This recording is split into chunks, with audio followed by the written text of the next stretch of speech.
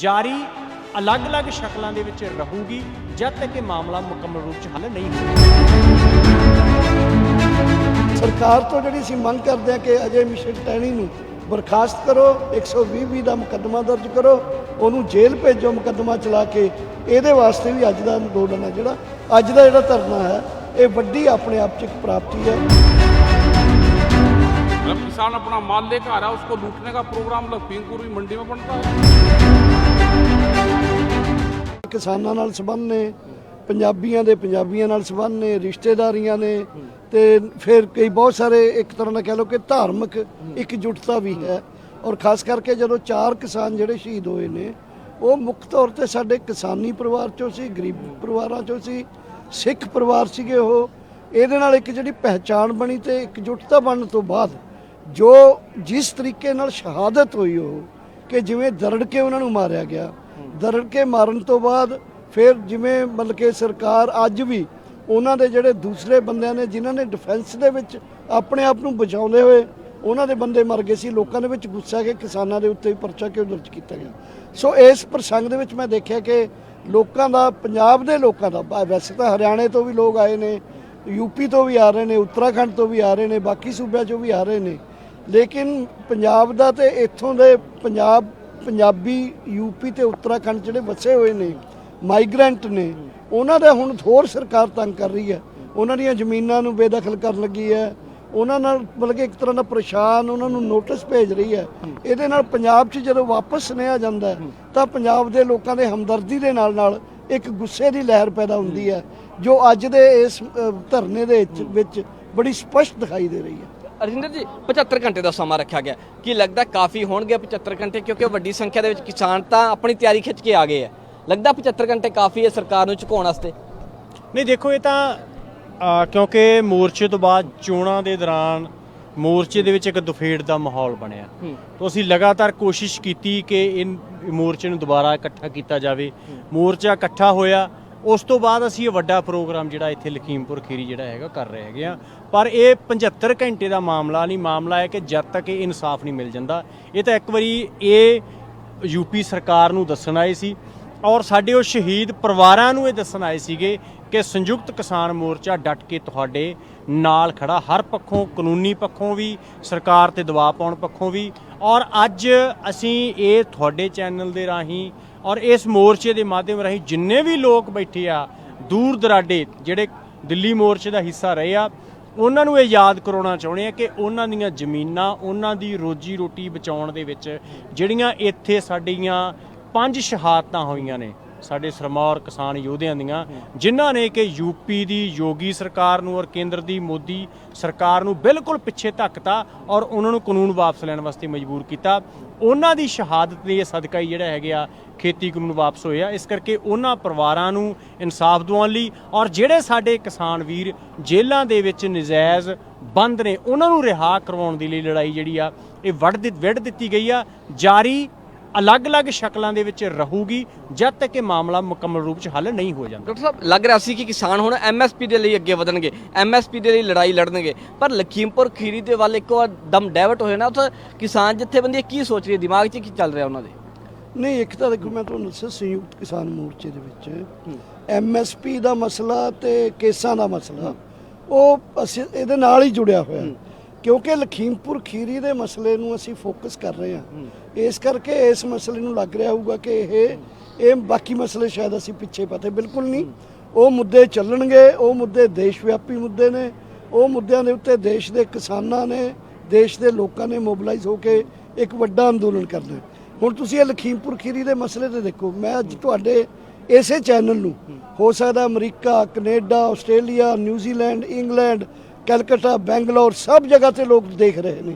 ਜਾਣੀ ਪੂਰਾ ਇੱਕ ਸਾਡਾ ਪੰਜਾਬੀ ਸਿੱਖ ਭਾਈਚਾਰਾ ਜਿਹੜਾ ਇਹਦੇ ਨਾਲ ਇਨਵੋਲਵਡ ਹੈ ਔਰ ਇਹ ਇਸ਼ੂ ਐਸਾ ਸੀ ਜਿਹਦੇ ਕਰਕੇ ਸਾਨੂੰ ਇੰਪੋਰਟੈਂਟ ਸੀ ਕਿ ਅਸੀਂ ਲਖੀਮਪੁਰ ਜਾ ਕੇ ਆਪਣੇ ਵੱਲੋਂ ਉਹਨਾਂ ਪਰਿਵਾਰਾਂ ਨੂੰ ਵੀ ਇੱਕ ਦਈਏ, ਵਿਸ਼ਵਾਸ ਦਈਏ ਕਿ ਅਸੀਂ ਤੁਹਾਡੇ ਨਾਲ ਹੈ, ਤੇ ਨਾਲ ਸਰਕਾਰ ਤੋਂ ਜਿਹੜੀ ਅਸੀਂ ਮੰਗ ਕਰਦੇ ਹਾਂ ਕਿ ਅਜੇ ਮਿਸ਼ਨ ਟੈਣੀ ਨੂੰ ਬਰਖਾਸਤ ਕਰੋ, 120 ਦਾ ਮੁਕੱਦਮਾ ਦਰਜ ਕਰੋ, ਉਹਨੂੰ ਜੇਲ੍ਹ ਭੇਜੋ ਮੁਕੱਦਮਾ ਚਲਾ ਕੇ। ਇਹਦੇ ਵਾਸਤੇ ਵੀ ਅੱਜ ਦਾ ਅੰਦੋਲਨ ਹੈ, ਜਿਹੜਾ ਅੱਜ ਦਾ ਜਿਹੜਾ ਧਰਨਾ ਹੈ, ਇਹ ਵੱਡੀ ਆਪਣੇ ਆਪ 'ਚ ਇੱਕ ਪ੍ਰਾਪਤੀ ਹੈ। ਸੰਯੁਕਤ ਕਿਸਾਨ ਮੋਰਚੇ ਦੀ। ਰਜਿੰਦਰ ਜੀ, ਜਿਵੇਂ ਮੋਰਚਾ ਦੋ ਫਾੜ ਹੋਇਆ ਸੀਗਾ ਤੇ ਲੱਗ ਨਹੀਂ ਰਿਹਾ ਸੀ ਮੋਰਚੇ ਤੋਂ ਸਮਰਥਨ ਮਿਲੂਗਾ, ਹੁਣ ਦਿੱਲੀ ਮੋਰਚੇ ਤੋਂ ਬਾਅਦ ਆਪਾਂ ਕੀ ਲਖੀਮਪੁਰ ਜਿਹੜਾ ਮੋਰਚਾ ਤੁਸੀਂ ਲਾਇਆ 3 ਦਿਨ ਦਾ, ਵੱਡਾ ਸਮਰਥਨ ਮਿਲ ਰਿਹਾ, ਵੱਡੀ ਸੰਖਿਆ ਦੇ ਵਿੱਚ ਕਿਸਾਨ ਪਹੁੰਚ ਰਹੇ, ਕਿਉਂਕਿ ਨਜ਼ਰ ਆ ਰਿਹਾ ਹੈਗਾ। ਤੇ ਲੱਗਦਾ ਨਹੀਂ ਕਿ ਤੁਸੀਂ ਜੇਕਰ ਡਿਸਾਈਡ ਜਥੇਬੰਦੀ 3 ਦਿਨ ਤੋਂ ਵੱਧ ਕਰ ਲੈਂਦੀਆਂ, ਪੱਕਾ ਮੋਰਚਾ ਲਾ ਲੈਂਦੀ, ਤਾਂ ਸ਼ਾਇਦ ਜ਼ਿਆਦਾ ਉਸ ਦਾ ਫਾਇਦਾ ਹੋ ਜਾਂਦਾ। ਨਹੀਂ ਦੇਖੋ, ਤਾਂ ਜੋ ਸਾਂਝੀ ਰਹਿ ਮੋਰਚੇ ਦੇ ਵਿੱਚ ਬਣੇਗੀ ਉਹੀ ਕੀਤਾ ਜਾਏਗਾ। ਅਸੀਂ ਏਕਤਾ ਸਿਰੇ ਚੜਾਉਣ 'ਚ ਜਿੰਨੀ ਸਫਲ ਹੋਏ ਆ ਉਨੀ ਹੀ ਗਿਣਤੀ ਆਈ ਹੈਗੀ ਆ। ਜਿਹੜੀਆਂ ਜਥੇਬੰਦੀਆਂ ਬਾਹਰ ਨੇ ਅਸੀਂ ਉਹਨਾਂ ਨੂੰ ਵੀ ਬੇਨਤੀ ਕਰਾਂਗੇ ਕਿ ਮੋਰਚੇ ਦੇ ਵਿੱਚ ਆਉਣ। ਪੰਜਾਬ ਦੇ ਲੋਕਾਂ ਦਾ ਦਿੱਲੀ ਮੋਰਚੇ ਤੋਂ ਬਾਅਦ ਕਿਸਾਨ ਜਥੇਬੰਦੀਆਂ ਉੱਪਰ ਔਰ ਸੰਯੁਕਤ ਕਿਸਾਨ ਮੋਰਚੇ ਦੇ ਉੱਪਰ ਬੇਹੱਦ ਵਿਸ਼ਵਾਸ ਜਿਹੜਾ ਵਧਿਆ ਹੈਗਾ। ਲੋਕ ਵੱਡੀ ਗਿਣਤੀ ਜਿਹੜੇ ਲਾਮਬੰਦ ਨੇ ਉਹ ਹੋਣੇ ਸ਼ੁਰੂ ਹੋਏ ਨੇ। ਬਸ ਉਹਨਾਂ ਦੀ ਇੱਕੋ ਭਾਵਨਾ ਕਿ ਸੰਯੁਕਤ ਕਿਸਾਨ ਮੋਰਚਾ ਇਕਜੁੱਟ ਤੇ ਇੱਕ ਮਤ ਰਹੇ। ਸਾਰਾ ਪੰਜਾਬ, ਸਾਰਾ ਹਰਿਆਣਾ, ਸਾਰਾ ਯੂਪੀ ਉਹਨਾਂ ਦੇ ਜਿਹੜਾ ਹੈਗਾ ਨਾਲ ਆ। ਅੱਜ ਸਿਰਫ ਇਹਨਾਂ ਨੂੰ ਟ੍ਰੇਲਰ ਦਿਖਾ ਕੇ ਚੱਲੇ ਆ। ਜੇ ਪੱਕੇ ਮੋਰਚੇ ਦੀ ਵੀ ਜ਼ਰੂਰਤ ਪਈ ਤਾਂ ਇਹਦੇ ਤੇ ਜੋ ਵੀ ਸੰਯੁਕਤ ਕਿਸਾਨ ਮੋਰਚਾ ਫੈਸਲਾ ਕਰੇਗਾ ਉਹਨੂੰ ਅਸੀਂ ਲਾਗੂ ਕਰਾਂਗੇ। ਡਾਕਟਰ ਸਾਹਿਬ, ਇੱਕ ਮਤ ਦੀ ਗੱਲ ਕੀਤੀ, ਤੁਹਾਡੇ ਬਹੁਤ ਸਾਰੇ ਸਾਥੀ ਹਜੇ ਵੀ ਰੁੱਸੇ ਬੈਠੇ ਆ। ਜਗਜੀਤ ਸਿੰਘ ਡੱਲੇਵਾਲ ਦੀ ਗੱਲ ਕਰ ਲਈ, ਬਲਦੇਵ ਸਿਰਸਾ ਦੀ ਗੱਲ ਕਰ ਲਈ, ਬਲਵੀਰ ਸਿੰਘ ਰਾਜੇਵਾਲ ਅਲੱਗ ਚੱਲ ਰਹੇ ਹੈਗੇ। ਲੱਗਦਾ ਨਹੀਂ ਜੇਕਰ ਉਹ ਸਾਰੇ ਇਕੱਠੇ ਹੋ ਜਾਂਦੇ ਸ਼ਕਤੀ ਸ਼ਾਇਦ ਹੋਰ ਵੱਧ ਜਾਂਦੀ ਮੋਰਚੇ ਦੀ। ਮੈਨੂੰ ਲੱਗਦਾ ਇਹ ਅਸਲ 'ਚ ਨਾ ਏਕਤਾ ਕਰਨ ਲਈ ਦੋ ਚੀਜ਼ਾਂ ਜ਼ਰੂਰੀ ਹੁੰਦੀਆਂ। ਪਹਿਲੀ ਚੀਜ਼ ਇਹ ਜ਼ਰੂਰੀ ਹੈ ਕਿ ਤੁਹਾਡੇ ਕੋਲ ਮੁੱਦੇ ਕੀ ਨੇ। ਨੰਬਰ 2, ਕੀ ਜਿਹੜੇ ਬਾਹਰ ਬੈਠੇ ਨੇ ਉਹਨਾਂ ਨੂੰ ਮੁੱਦੇ ਜੱਚ ਰਹੇ ਨੇ। ਨੰਬਰ 2, ਉਹਨਾਂ ਮੁੱਦਿਆਂ ਤੇ ਕੋਈ ਅੰਦੋਲਨ ਸ਼ੁਰੂ ਹੋਣਾ ਚਾਹੀਦਾ। ਅੱਜ ਦਾ ਜਿਹੜਾ ਅਸੀਂ ਪ੍ਰੋਗਰਾਮ ਕੀਤਾ ਇਹਨੇ ਬਹੁਤ ਸਾਰੀਆਂ ਜਥੇਬੰਦੀਆਂ ਦੇ ਲੀਡਰਸ਼ਿਪ 'ਚ ਚਰਚਾ ਛੇੜਤੀ ਹੋਣੀ ਵੀ ਸਾਨੂੰ ਬਾਹਰ ਨਹੀਂ ਬਹਿਣਾ ਚਾਹੀਦਾ, ਸਾਨੂੰ ਇਸ ਕੈਂਪ ਜਾਣਾ ਚਾਹੀਦਾ। ਸਿਮਿਲਰਲੀ ਜਦੋਂ ਅਸੀਂ ਅੰਦੋਲਨ ਦੇਸ਼ ਵਿਆਪੀ ਅੱਗੇ ਹੋਰ ਵਧਾਵਾਂਗੇ ਤਾਂ ਉਹ ਜਥੇਬੰਦੀਆਂ ਦੇ ਅੰਦਰ ਉਹਨਾਂ ਦੇ ਵਰਕਰਾਂ ਨੇ, ਕੈਡਰਾਂ ਨੇ, ਲੀਡਰਸ਼ਿਪ ਨੇ ਇੱਕ ਧਰੁਵੀਕਰਨ ਕਰ ਦੇਣਾ ਵੀ ਸਾਨੂੰ ਦੇਸ਼ ਵਿਆਪੀ ਮੋਰਚਾ ਬਣਾਉਣ ਵਾਸਤੇ ਸੰਯੁਕਤ ਕਿਸਾਨ ਮੋਰਚੇ ਨਾਲੋਂ ਵੱਖਰੇ ਨਹੀਂ ਬੈਠਣਾ ਚਾਹੀਦਾ। ਉਹ ਚਾਹੇ ਡੱਲੇਵਾਲ ਸਾਹਿਬ ਦੀ ਜਥੇਬੰਦੀ ਹੈ, ਚਾਹੇ ਰਾਜੇਵਾਲ ਸਾਹਿਬ ਨੂੰ ਸੰਯੁਕਤ ਸਮਾਜ ਮੋਰਚਾ ਜੋ ਸੰਯੁਕਤ ਸਮਾਜ ਮੋਰਚਾ ਬਣਾਇਆ ਸੀ ਉਹ ਛੱਡਣਾ ਪਵੇ। ਡੱਲੇਵਾਲ ਸਾਹਿਬ ਦੀਆਂ ਨਾਲ ਦੀਆਂ ਜਿਹੜੀਆਂ ਜਥੇਬੰਦੀਆਂ ਨੇ, ਮੈਨੂੰ ਤਾਂ ਪੂਰਾ ਵਿਸ਼ਵਾਸ ਹੈ ਵੀ ਉਹਨਾਂ ਦੇ ਵਿੱਚ ਚਰਚਾ ਅੱਜ ਛਿੜ ਗਈ ਹੋਣੀ। ਸੋ ਇਹ ਜ਼ਰੂਰਤ ਹੈ ਸਮੇਂ ਦੀ। ਮੋਦੀ ਦੀ ਗਵਰਨਮੈਂਟ ਚੜ੍ਹਦੀ ਆ ਰਹੀ ਹੈ, ਸਾਰਿਆਂ ਜਥੇਬੰਦੀਆਂ ਨੂੰ ਢਾਉਂਦੀ ਆ ਰਹੀ ਹੈ। ਇਹ ਜਿਹੜਾ ਤੂਫਾਨ ਵਗ ਰਿਹਾ, ਇਹਦੇ ਲਈ ਇਸ ਤੂਫਾਨ ਦੇ ਖਿਲਾਫ ਵੱਡੇ ਅੰਦੋਲਨ ਤੇ ਵੱਡੀ ਏਕਤਾ ਦੀ ਲੋੜ ਹੈ। ਇਹ ਅਸੀਂ ਸਾਰੇ ਮਹਿਸੂਸ ਕਰਦੇ ਹਾਂ। ਰਜਿੰਦਰ ਜੀ, ਡਿਸਾਈਡ ਕਿਵੇਂ ਕੀਤਾ ਕਿ ਲਖੀਮਪੁਰ ਮੋਰਚਾ ਲੱਗਣਾ ਚਾਹੀਦਾ? ਕਿਉਂਕਿ ਅਜੇ ਮਿਸ਼ਰਾ ਜੀ ਜੇਕਰ ਗੱਲ ਕਰੀਏ ਤਾਂ ਕੇਂਦਰ ਦੇ ਵਿੱਚ ਵਜ਼ੀਰ ਹੈਗਾ ਤੇ ਕੇਂਦਰ ਦੀ ਸਰਕਾਰ ਦਿੱਲੀ ਤੋਂ ਚੱਲ ਰਹੀ ਹੈਗੀ ਹੈ। ਤਾਂ ਬੇਸ਼ੱਕ ਤੁਸੀਂ ਯੂਪੀ ਦੇ ਵਿੱਚ ਯੋਗੀ ਸਰਕਾਰ ਤੇ ਪ੍ਰੈਸ਼ਰ ਬਣਾ ਸਕਦੇ ਹੋ, ਲੱਗਦਾ ਨਹੀਂ ਕਿ ਇਹ ਪ੍ਰੈਸ਼ਰ ਦਿੱਲੀ ਦੇ ਵਿੱਚ ਅਜੇ ਮਿਸ਼ਰਾ ਉੱਪਰ ਜ਼ਿਆਦਾ ਬਣ ਸਕਦਾ ਸੀ ਉਹਦੇ ਅਸਤੀਫੇ ਵਾਸਤੇ? ਨਹੀਂ ਦੇਖੋ, ਇਹ ਤਾਂ ਅਲੱਗ-ਅਲੱਗ ਫਾਰਮ ਆਫ ਐਕਸ਼ਨ ਹੈਗੇ ਆ। ਦਿੱਲੀ ਵਾਲੀ ਫਾਰਮ ਵੀ ਜਿਹੜੀ ਹੈਗੀ ਆ ਉਹ ਹੋ ਸਕਦੀ ਆ, ਪਰ ਯੋਗੀ ਤੇ ਮੋਦੀ ਦੀ ਹਕੂਮਤ ਦੇ ਵਿੱਚ ਕੋਈ ਫਰਕ ਨਹੀਂ ਹੈਗਾ ਕਿ ਜੇ ਲਖੀਮਪੁਰੀ ਧਰਨਾ ਲੱਗਾ ਤੇ ਇਹਦਾ ਕੱਲਾ ਅਸਰ ਲਖੀਮਪੁਰ ਨਹੀਂ ਰਹਿਣਾਗਾ, ਇਹਦਾ ਅਸਰ ਪੂਰੀ ਮੁਲਕ ਦੀ ਸਰਕਾਰ ਤੇ ਪੈਣਾ। ਔਰ ਇਹ ਕੱਲ ਤੋਂ ਨਜ਼ਰ ਆ ਰਿਹਾ ਸੀ ਕਿ ਦਿੱਲੀ ਮੋਰਚਾ ਜਦੋਂ ਜਿੱਤ ਕੇ ਗਏ, ਬਹੁਤ ਸਾਰੇ ਲੋਕਾਂ ਨੇ ਕਿਹਾ ਕਿ ਜਦੋਂ ਪਹਿਲੀ ਵਾਰੀ ਤੁਸੀਂ ਦਿੱਲੀ ਗਏ ਆ ਸਰਕਾਰ ਦੇ ਪ੍ਰਬੰਧ ਕੱਚੇ ਸੀ, ਹੁਣ ਅਗਲੀ ਵਾਰੀ ਤੁਸੀਂ ਦਿੱਲੀ ਜਾਓਗੇ ਯੋਗੀ ਨੇ ਉਹਨੂੰ ਦਿੱਲੀ ਪਹੁੰਚਣ ਨਹੀਂ ਦੇਣਾਗਾ। ਤਾਂ ਦਿੱਲੀ ਤੋਂ ਬਹੁਤ ਅੱਗੇ ਪਹੁੰਚ ਗਏ ਔਰ ਕਿਤੇ ਵੀ ਉਹਨਾਂ ਨੇ ਪੰਗਾ ਲੈਣ ਦੀ ਜਿਹੜੀ ਜ਼ਰੂਰਤ ਉਹ ਨਹੀਂ ਕੀਤੀ ਗਈ। ਸਰਕਾਰ ਹੀ ਹੁਣ ਪ੍ਰਬੰਧ ਕਰਕੇ ਦੇ ਰਹੀ ਤੁਹਾਨੂੰ ਮੋਰਚਾ। ਬਿਲਕੁਲ ਇਸ ਕਰਕੇ ਇਹ ਅੰਦੋਲਨ ਦਾ ਅਸਰ ਹੈ ਔਰ ਇਹਦੀ ਪ੍ਰਤੱਖ ਜਿਹੜੀ ਉਦਾਹਰਨ ਹੈ। ਔਰ ਇਹ ਅਸਰ ਕੱਲਾ ਇੱਥੇ ਲਖੀਮਪੁਰ ਖੀਰੀ ਦੇ ਪ੍ਰਸ਼ਾਸਨ ਤੇ ਜਾਂ ਯੋਗੀ ਦੇ ਪ੍ਰਸ਼ਾਸਨ ਤੇ ਨਹੀਂ, ਇਹ ਮੋਦੀ ਦੇ ਸਰਕਾਰ ਤੇ ਵੀ ਅਸਰ ਪਾਏਗਾ। ਠੀਕ ਹੈ ਅਮਨ, ਤੁਹਾਨੂੰ ਹੁਣ ਤਸਵੀਰਾਂ ਦਿਖਾ ਦਿੰਦਾ ਇੱਥੋਂ ਦੀਆਂ ਜੋ ਅਲੱਗ-ਅਲੱਗ ਆਪਾਂ ਕੀ ਸ਼ੈੱਡ ਬਣੇ ਹੋਏ ਜਿੱਥੇ ਖਾਣੇ ਦੀ ਵਿਵਸਥਾ ਹੋਣੀ ਹੈ, ਸਾਰੇ ਇੰਤਜ਼ਾਮਾਤ ਇੱਥੇ ਕੀਤੇ ਜਾਣੇ ਹੈਗੇ। ਆਗੂ ਰਕੇਸ਼ ਟਕੈਤ ਵੀ ਇੱਥੇ ਬੈਠੇ, ਉਹਨਾਂ ਨਾਲ ਵੀ ਗੱਲਬਾਤ ਕਰ ਲਾਂਗੇ। ਰਕੇਸ਼ ਟਕੈਤ ਵੀ ਇੱਥੇ ਬੈਠੇ ਹੈਗੇ, ਫੋਟੋ ਖਿਚਾ ਰਹੇ ਹੈਗੇ। ਤੇ ਕੈਸਾ ਪਹਿਲਾ ਦਿਨ ਸੀਗਾ ਅੱਜ? ਪਹਿਲਾ ਦਿਨ ਕਿਵੇਂ ਦਾ ਰਿਹਾ? ਲੱਗਦਾ ਜੋ ਸੋਚਿਆ ਸੀ ਕਿਸਾਨ ਜਥੇਬੰਦੀਆਂ ਨੇ ਉਹ ਸਫਲਤਾ ਮਿਲੀ ਹੈ ਪਹਿਲੇ ਦਿਨ ਦੇ ਵਿੱਚ? हाँ, आंदोलन ठीक चला, धरना बढ़िया चला। हाँ, ਤੁਸੀਂ ਧਮਕੀ ਸਟੇਜ ਤੋਂ ਸਿੱਧੀ ਪ੍ਰਸ਼ਾਸਨ ਨੂੰ ਦਿੱਤੀ ਸੀਗੀ। धमकी दे भाई, सीधी बिना धमकी का कोई काम कर रहा भाई। दूध कितनी प्यारी चीज है ना? रात के अंधेरे में भी उस पे उसकी कुटाई करनी पड़े, मक्खन जब छोड़ रहे हो, और दिन में रात के अंधेरे में उसकी कुटाई करके उसे फिर दिन में बिल्कुल फीट रहे हैं।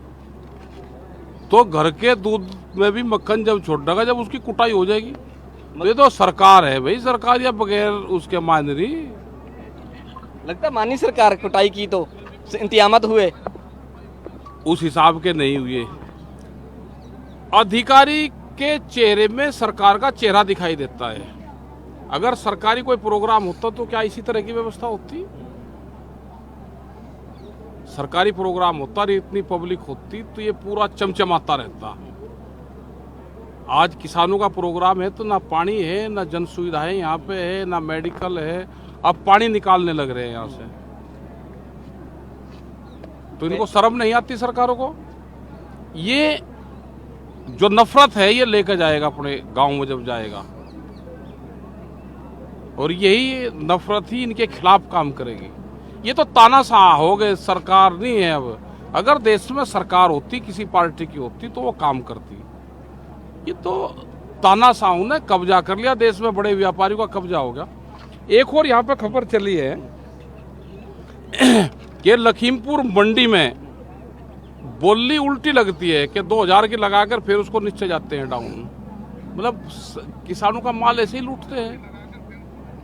अगर यहाँ पे बोली उल्टी लगी तो यहाँ का कोई भी व्यापारी उसमें अगर लिफ्ट पाया गया तो विरोध करेंगे हम पूर्ण रूप से।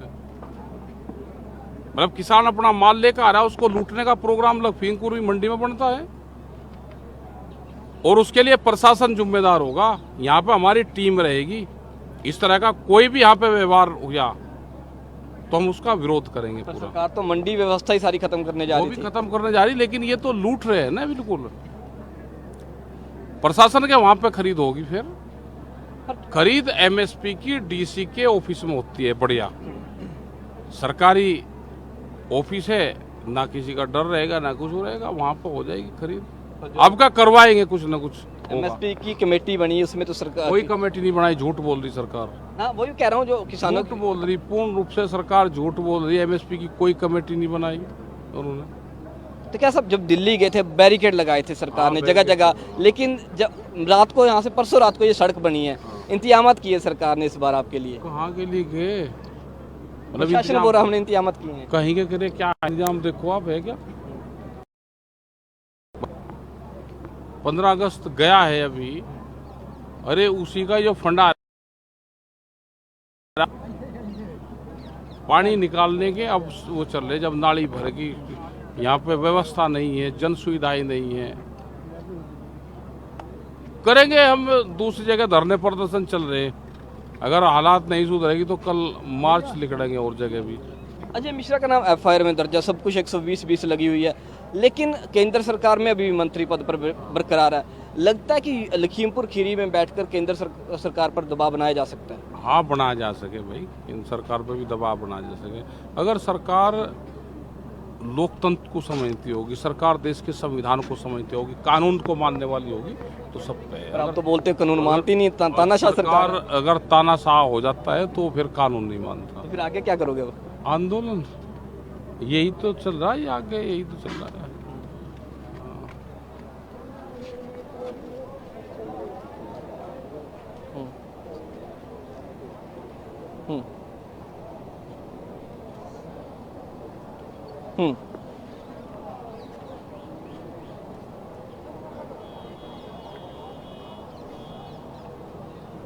रिकेश साहब, एंकर ਦਾ ਸਵਾਲ ਹੈ।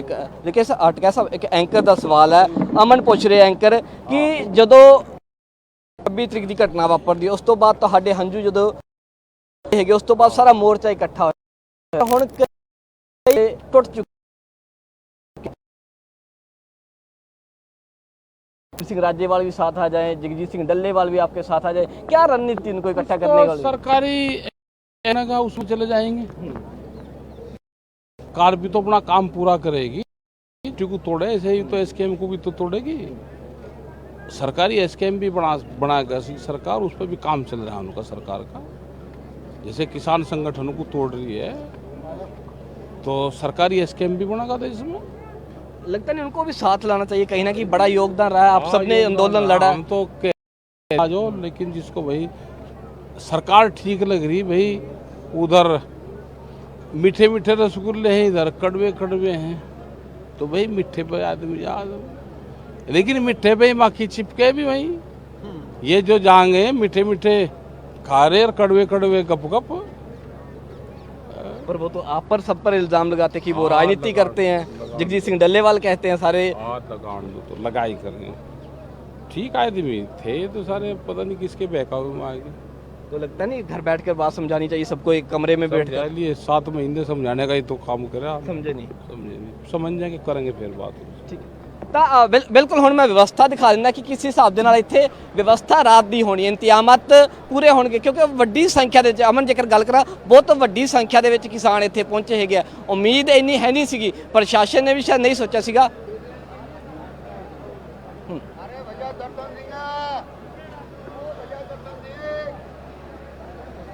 ਬਿਲਕੁਲ ਦੇਖ ਅਮਨ ਜੇਕਰ ਗੱਲ ਕਰਾਂ ਗਰਮੀ ਸਾਰਾ ਦਿਨ ਪੈ ਰਹੀ ਸੀਗੀ, ਕੋਈ ਜ਼ਿਆਦਾ ਆਪਾਂ ਕੀ ਹਲਕੀ ਬੱਦਲਵਾਈ ਜ਼ਰੂਰ ਵਿੱਚੋਂ ਜੇ ਹੋਈ ਹੈ, ਥੋੜੇ ਬਹੁਤ ਬੱਦਲ ਆਏ, ਪਰ ਉਸ ਤੋਂ ਬਾਅਦ ਗਰਮੀ ਦਾ ਮੌਸਮ ਰਿਹਾ ਤੇ ਹਿਊਮਿਡਿਟੀ ਕਾਫੀ ਜਿਹੜੀ ਇੱਥੇ ਹੈਗੀ ਸੀਗੀ, ਪਸੀਨਾ ਸੀਗਾ, ਗਰਮੀ ਲੱਗ ਰਹੀ ਸੀ ਕਿਸਾਨਾਂ ਨੂੰ।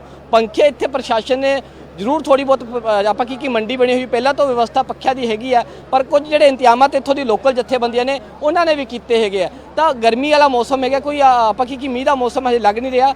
ਹੋ ਸਕਦਾ ਜਿਵੇਂ ਆਪਾਂ ਕੀ ਹਿਊਮਿਡਿਟੀ ਤੋਂ ਬਾਅਦ ਮੀਂਹ ਪੈਂਦਾ ਹੈਗਾ, ਹੋ ਸਕਦਾ ਉਸ ਕਰਕੇ ਥੋੜੀ ਬਹੁਤੀ ਬੱਦਲਵਾਈ ਰਾਤ ਸਮੇਂ ਹੋ ਜਾਏ ਜਾਂ ਕੱਲ ਆਪਾਂ ਕਹੀ ਤੜਕਸਾਰ ਹੋ ਜਾਏ, ਪਰ ਫਿਲਹਾਲ ਦੀ ਘੜੀ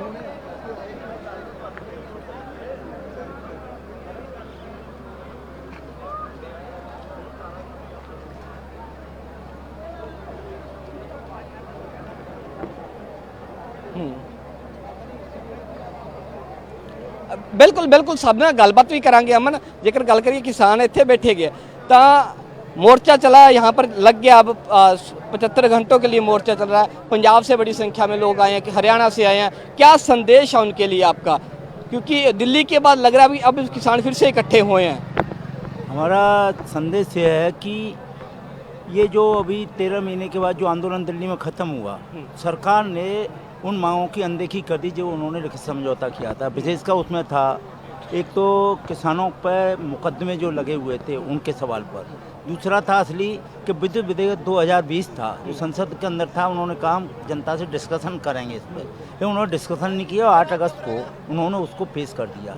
वो बिल इतना खतरनाक है अध्यादेश कि उससे समूची जनता उसकी चपेट में आएगी, महंगाई की चपेट में नहीं आएगी, किसान अपनी खेती को छोड़ करके जो है छोड़ने के लिए बाध्य हो जाएगा। बिजली की रेट इतनी हाई हो जाएंगी क्योंकि एक तो उसको जोड़ रहे हैं कमोडिटी एक्ट से जोड़ रहे हैं, यानी उस पर सट्टा बाजार चलेगा। दूसरा वो कह रहे हैं कि जो ईंधन के हिसाब से उसकी रेट तय होगी और वो भी सरकार तय नहीं करेगी, वही तय करेंगे, कंपनियां ही तय करेंगी। तो ये बिजली की रेटें आए दिन रोज आना पड़ेंगी, उससे किसान जो है, क्योंकि बिजली एक आवश्यक चीज़ है और खेती में हमारे यहाँ जिस जगह से मैं आता हूँ वहाँ 400 फीट नीचे पानी है, वहाँ पर 20 हॉर्स पावर से लेकर 25 हॉर्स पावर की मोटर काम करती है पानी निकालने का।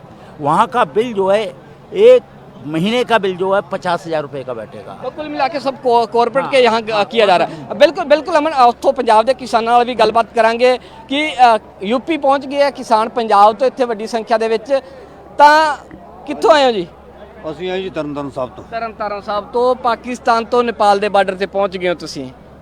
ਪਾਕਿਸਤਾਨ ਤੋਂ ਨੇਪਾਲ। ਪਾਕਿਸਤਾਨ ਦੇ ਬਾਰਡਰ ਤੋਂ ਨੇਪਾਲ ਦੇ ਬਾਰਡਰ ਤੇ। ਹਾਂਜੀ ਹਾਂਜੀ। ਕੀ ਕਹੋਗੇ ਪਰਿਵਾਰ ਨੂੰ, ਆਪਣੇ ਨੂੰ ਘਰੇ ਬੈਠਾ ਜੋ ਪਰਿਵਾਰ ਨੂੰ ਅਸੀਂ ਆਏ ਆ ਜਿਹੜੇ ਕੰਮ ਵਾਸਤੇ ਆਏ ਆ, ਪਰਿਵਾਰ ਨੂੰ ਦੱਸ ਕੇ ਆਏ ਆ ਵੀ ਅਸੀਂ ਇਸ ਸੰਘਰਸ਼ ਵਾਸਤੇ ਚੱਲੇ ਆ ਕਿ ਸਾਨੂੰ ਨਿਆਂ ਮਿਲਣਾ ਚਾਹੀਦਾ ਕਿ ਜਿਹੜੇ ਬੰਦੇ ਉਦੋਂ ਦੇ ਮਾਰੇ ਗਏ ਆ ਉਹਨਾਂ ਦੇ ਵਿੱਚ ਜਿਹੜਾ ਦੋਸ਼ੀ ਆ ਅਜੇ ਮਿਸ਼ਰਾ, ਉਹਨੂੰ ਕਿਉਂ ਨਹੀਂ ਫੜਿਆ ਜਾਂਦਾ, ਕਿਉਂਕਿ ਉਹਦਾ FIR ਦੇ ਵਿੱਚ ਨਾਮ ਆ, ਉਹਨੂੰ ਫੜਿਆ ਕਿਉਂ ਨਹੀਂ ਜਾਂਦਾ। ਤੇ ਜਿਹੜੇ ਬੰਦੇ ਬੇਦੋਸ਼ੀ ਆ, ਜੇ ਕੁਝ ਹੋਇਆ ਵੀ ਆ ਤੇ ਉਹਨਾਂ ਆਪਣੀ ਡਿਫੈਂਸ ਦੇ ਵਿੱਚ ਕੀਤਾ ਤੇ ਉਹਨਾਂ ਬੰਦਿਆਂ ਨੂੰ ਮਾਰਿਆ, ਉਹਨਾਂ ਬੰਦਿਆਂ ਨੂੰ ਛੱਡਿਆ ਨਹੀਂ ਜਾ ਰਿਹਾ, ਜਿਹੜੇ ਬੰਦੇ ਅਸਲ ਦੋਸ਼ੀ ਉਹਨਾਂ ਨੂੰ ਫੜਿਆ ਨਹੀਂ ਜਾ ਰਿਹਾ। ਇਸੇ ਵਾਸਤੇ ਹੀ ਅਸੀਂ ਉੱਥੋਂ ਚੱਲ ਕੇ ਇੱਥੋਂ ਤੱਕ ਆਏ ਹਾਂ ਤਾਂ ਕਿ ਮਤਲਬ ਉਹਨਾਂ ਨੂੰ ਨਿਆਂ ਦਿੱਤਾ ਜਾ ਸਕੇ ਤੇ ਸਰਕਾਰ ਨੂੰ, ਸੁੱਤੀ ਪਈ ਸਰਕਾਰ ਨੂੰ ਜਗਾਇਆ ਜਾਵੇ ਤੇ ਫਿਰ ਉਹ ਸਾਨੂੰ ਸਰਕਾਰ ਨਿਆਂ ਦੇਵੇ ਤੇ ਨਾਲ ਦੀ ਨਾਲ ਹੀ ਜਿਹੜੇ ਸਰਕਾਰ ਨੇ ਵਾਅਦੇ ਕੀਤੇ ਆ MSP ਦੇ, ਉਸ MSP ਦੇ ਵਾਅਦਿਆਂ ਤੇ ਪੂਰਾ ਰਵੇ। ਜਿਹੜੀ ਉਹਨੇ ਕਮੇਟੀ ਬਣਾਉਣੀ ਇੱਕ ਚੰਗੀ ਕਮੇਟੀ ਬਣਾਵੇ ਤੇ ਸਰਕਾਰ ਸੁੱਤੀ ਨਾ ਰਵੇ, ਕਿਉਂਕਿ ਮੋਦੀ ਸਾਹਿਬ ਵੀ ਜੇ ਉਹਨਾਂ ਅਸਲ ਦੇ ਵਿੱਚ ਗਰੀਬੀ ਵੇਖੀ ਆ ਤੇ ਉਹਨਾਂ ਨੂੰ ਪਤਾ ਹੋਣਾ ਚਾਹੀਦਾ ਵੀ ਗਰੀਬ ਨੂੰ ਰੋਟੀ ਬੜੀ ਔਖੀ ਮਿਲਦੀ ਆ। ਤੇ ਜਿਹੜੀ ਸਰਕਾਰ ਬਣਦੀ ਆ, ਜੇ ਮੋਦੀ ਸਾਹਿਬ ਅੱਜ ਪ੍ਰਾਈਮ ਮਿਨਿਸਟਰ ਬਣੇ ਆ ਤੇ ਆਮ ਨਾਗਰਿਕ ਦੀਆਂ ਵੋਟਾਂ ਨਾਲ ਬਣੇ ਆ। ਇਹ ਨਹੀਂ ਵੀ ਜਦੋਂ ਤੁਸੀਂ ਸਰਕਾਰ ਦੇ ਵਿੱਚ ਚਲੇ ਜਾਂਦੇ ਹੋ ਫਿਰ ਤੁਸੀਂ ਕੁਝ ਲੋਕਾਂ ਦੇ ਨਹੀਂ ਰਹਿ ਜਾਂਦੇ, ਫਿਰ ਤੁਸੀਂ ਸਾਰੇ ਦੇਸ਼ ਦੇ ਪ੍ਰਾਈਮ ਮਿਨਿਸਟਰ ਹੋ। ਅਸੀਂ ਇਹ ਨਹੀਂ ਚਾਹੁੰਦੇ ਕਿ ਕਾਰਪੋਰੇਟ ਦੇ ਵਿੱਚ ਤੇ ਆਮ ਬੰਦੇ ਦੇ ਵਿੱਚ ਟਕਰਾਅ ਹੋਵੇ, ਪਰ ਕਾਰਪੋਰੇਟ ਆਪਣੀ ਜਗ੍ਹਾ ਰਵੇ ਤੇ ਜਿਹੜਾ ਆਮ ਵਿਅਕਤੀ, ਆਮ ਨਾਗਰਿਕ ਆ, ਉਹਨੂੰ ਕਾਰਪੋਰੇਟ ਵੀ ਦੇਸ਼ ਹਿੱਤ ਦੇ ਵਿੱਚ ਕੰਮ ਕਰੇ ਤੇ ਜਿਹੜਾ ਆਮ ਵਿਅਕਤੀ ਆ ਉਹ ਵੀ ਦੇਸ਼ ਹਿੱਤ ਦੇ ਵਿੱਚ ਕੰਮ ਕਰੇ। ਤਾਂ ਆਮ ਵਿਅਕਤੀ ਵੀ ਦੇਸ਼ ਦੇ ਹਿੱਤ ਲਈ ਕੰਮ ਕਰੇ ਤੇ ਕਾਰਪੋਰੇਟ ਵੀ ਜਿਹੜਾ ਦੇਸ਼ ਦੇ ਹਿੱਤ ਵਿੱਚ ਕੰਮ ਕਰੇ। ਕੈਮਰਾ ਪਰਸਨ ਗੁਰਸਾਹਿਬ ਦੇ ਨਾਲ Ashu Aneja, Living India News, Lakhimpur ਖੀਰੀ।